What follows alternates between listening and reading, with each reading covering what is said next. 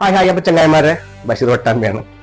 അപ്പൊ ഞാൻ നിങ്ങൾ വന്നിട്ടുള്ളത് ഇപ്പൊ മഴക്കാലമാണല്ലോ. മഴക്കാലം കൊണ്ട് നമുക്ക് പുറത്തിറങ്ങിയിട്ട് നടക്കാൻ പറ്റില്ല.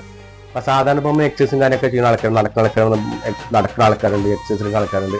അപ്പൊ അവർക്കൊക്കെ ഇപ്പൊ പുറത്തിറങ്ങാൻ തീരെ പറ്റുന്നത് കണ്ടില്ല. അപ്പൊ ഈ മഴക്കാലത്ത് നമുക്ക് വീട്ടിലിരുന്നിട്ട് ചെയ്യാൻ പറ്റിയ എക്സസൈസുകളുണ്ട്. ആ എക്സസൈസിനെ പറ്റി പറയാനാണ് ഇപ്പൊ ഞങ്ങളുടെ മുന്നിൽ.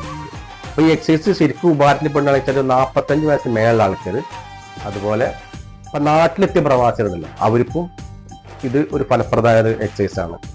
പിന്നെ യുവാക്കൾക്ക് ഇത് പറ്റില്ല. യുവാക്കൾ ഈ എക്സസൈസ് എടുത്തു കഴിഞ്ഞാൽ അവർക്ക് അവരുടെ ആരോഗ്യത്തിന് ഒരു ഹാനികരം തന്നെ ആയിരിക്കും. അപ്പൊ അതുകൊണ്ട് യുവാക്കൾ അത് പറ്റില്ല. അത് വീട്ടിൽ പ്രശ്നങ്ങളൊക്കെ ഉണ്ടാവും. അപ്പൊ അതുകൊണ്ട് യുവാക്കൾ വേണ്ട, ഈ 45 വയസ്സിന് മേലുള്ള ആൾക്കാർക്കുള്ള എക്സസൈസുകളാണ്. അപ്പൊ എന്തൊക്കെ എക്സസൈസ് ഞങ്ങൾക്ക് കാണിച്ചു തരാം കേട്ടോ.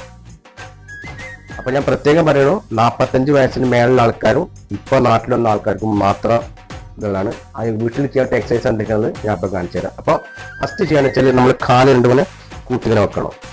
ഇങ്ങനെ എയറൊക്കെ പിടിച്ചിട്ട് ഇങ്ങനെ ശ്വാസം പിടിച്ചിട്ട് ഇങ്ങനെ നിൽക്കുക, മനസ്സിലായേ? അതിനുശേഷം നമ്മൾ കട്ടിലിന്റെ അടുത്ത് ഇങ്ങനെ ചായ അങ്ങനെ ഇങ്ങനെ ഇരിക്കുക, ഇങ്ങനെ ഇരുന്നിട്ട് നമ്മുടെ ചെരുപ്പൊന്നും വേണ്ട കേട്ടോ. കാലിട്ടിട്ട് കാലിങ്ങനെ പൊക്കി പിടിക്കുക. ഇങ്ങനെ പൊക്കി പിടിച്ച് രണ്ട് കൈ ഇങ്ങനെ തൊടാൻ ശ്രമിക്കുക.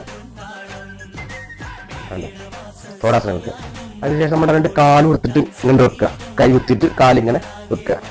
കാലിങ്ങനെ വെച്ചിട്ട് കണ്ടോ, കാലിങ്ങനെ വെക്കുക. ആയോ? കറക്റ്റ് അല്ലേ?